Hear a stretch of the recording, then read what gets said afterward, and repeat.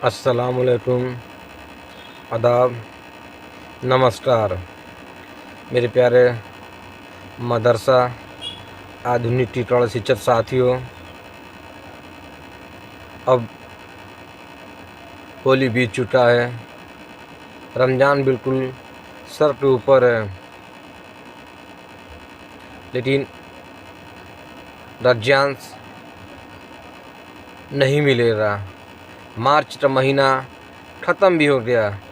तो मेरे प्यारे मदरसा आधुनिक टिटवाड़ा शिक्षक साथियों, लंबा संघर्ष जो इतिहास में हमेशा याद किया जाएगा कि मदरसा आधुनिक शिक्षक हर दरवाजे पे गए।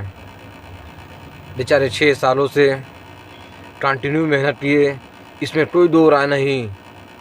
लेकिन ये जो सरकार बनी, ये सरकार आँख की अंधी थी मदरसा आधुनिक शिक्षकों के लिए, कान की बहरी थी, अब मुँह की गूंगी थी।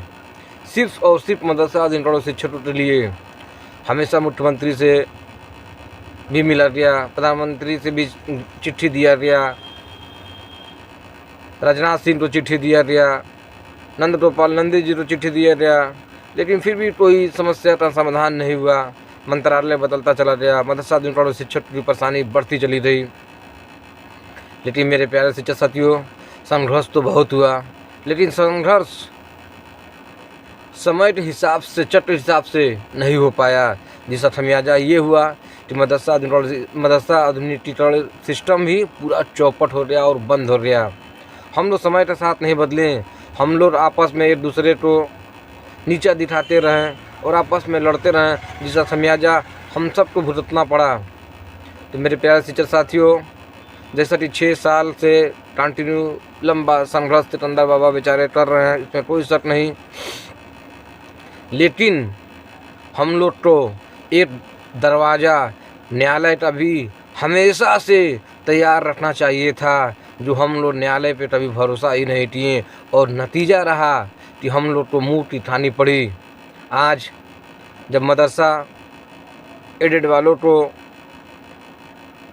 सरकार हाईकोर्ट की डबल बेंच ने इन्हें असंवैधानिक करार दिया 2004 को एक्ट को, तो ये लोग चाहते तो 1-2 महीना इंतजार कर लेते, अच्छा संहिता ख़त्म होता तो ये भी लोग मुख्यमंत्री के पास दौड़ते धुपते, इधर उधर चिट्ठी ज्ञापन देते, लेकिन नहीं, इन लोगों ने तुरंत जाके हाईकोर्ट को फैसले को सुप्रीम कोर्ट में चुनौती दे दिया, तुरंत सुप्रीम कोर्ट में चुनौती दे दिया। बहुत ही अच्छा फैसला इन लोगों ने लिया कि जो भी हो जाए, यस या नो हो, लेकिन अगर ये सरकार के पीछे, मंत्री के पीछे, विधायक के पीछे, सांसद के पीछे दौड़ते हैं, तो वो लोग सिर्फ कहते घबराइए मत, परेशान मत होइए, ये हो जा रहा, ये हो जा रहा। जैसे कि हमारे दानी सजाद अंसारी जी बोलते थे, आप लोग मत घबराइए, सब सरकार बहुत ही नकारात्मक है, सरकार बहुत ही अच्छा करेगी,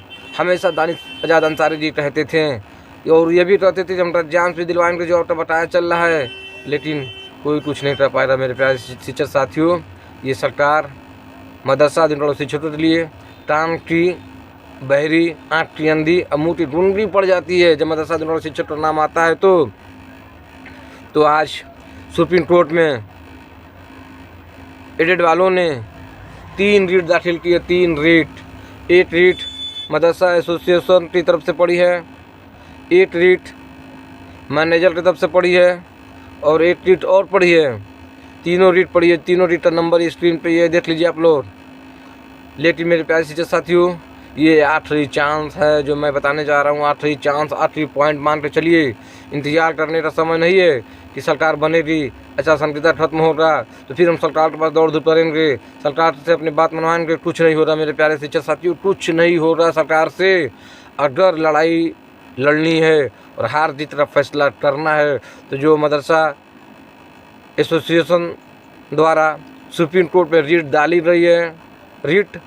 रही है, मदरसा मैनेजर द्वारा रीट उसमें जो सुप्रीम कोर्ट में डाली रही है, उसी में एक आप लोग भी एक रीट और डाल दीजिए मदरसा आधुनिक टिटवाड़ा शिक्षक की तरफ से, कि मदरसा आधुनिक शिक्षक को सरकार 6 साल से बिना मानदेय दिए हुए स्ट्रीम बंद कर दिया और बाहर कर दिया, जबकि इस उम्र में इतना शिक्षक साथी अब कहाँ जाएंगे। 200 से ज़्यादा शिक्षकों के हार्ट अटैक से मौत हो चुकी है। सारा ब्यौरा बना के सुप्रीम कोर्ट में डाल देंगे, तो उसी के साथ आपकी भी सुनवाई हो जाएगी, उसी के साथ आपकी भी सुनवाई हो जाएगी और इंशाअल्लाह फैसला आपके पक्ष में ही चला आएगा। जब तक न्यायालय का रूट नहीं पकड़ेंगे कुछ नहीं होगा।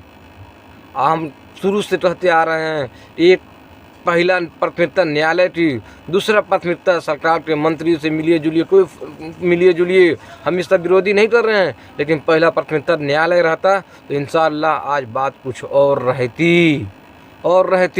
और ये लास्ट चांस है, ये एडेड वाले मदरसे गए सुप्रीम कोर्ट में, उसी में तो और रीट डाल दीजिए मदरसा जनरल शिक्षक वाली, उस रीट में ये भी रीट शामिल हो जाएगी और फैसला इंशाअल्लाह उन लोगों के पक्ष में आए या न है, लेकिन मदरसा जनरल शिक्षकों के पक्ष में फैसला बिल्कुल आ जाएगा, क्योंकि इनका पॉइंट बहुत ही मजबूत है। पहला पॉइंट मजबूत ये है कि ये मदरसा में जो पढ़ाते हैं आधुनिक विषय पढ़ाते हैं, जिसको हाईकोर्ट ने जिसको इलाहाबाद हाईकोर्ट ने असंवैधानिक कर दिया है, तो उन लोगों ने किया है। मदरसा जनरल शिक्षकों तो उसमें नहीं किया है, क्योंकि मदरसा जनरल शिक्षक आधुनिक सब्जेक्ट पढ़ाते हैं। इनकी जो डिग्रियाँ है MA BA B.Ed टेट है, ये जो उत्तर प्रदेश सरकार द्वारा बोर्ड चलाया जाता है उससे मान्यता प्राप्त है। UGC जो बोर्ड है जो BA MA की डिग्री देता है उससे मान्यता प्राप्त है। लेकिन ये लोग जो एडेड वाले मदरसे में तामिल और फाजिल की हैं, इनकी डिग्री की कोई मान्यता नहीं है। तो मेरे प्यारे मदरसा जनरल शिक्षक साथियों, आप लोग के पास वक्त और समय नहीं बचा है। जल्द से जल्द सारे संगठन मिलके इसी में 1-2 दिन के अंदर में सुप्रीम कोर्ट में रीट मदरसा जनरल शिक्षक की पड़ जाती है, तो उसी हिसाब से पैरवी वो लोग करेंगे, सुनवाई हम लोग की होगी, प्रॉफिट हम लोग उठाएंगे, फ़ायदा हम लोग उठाएंगे।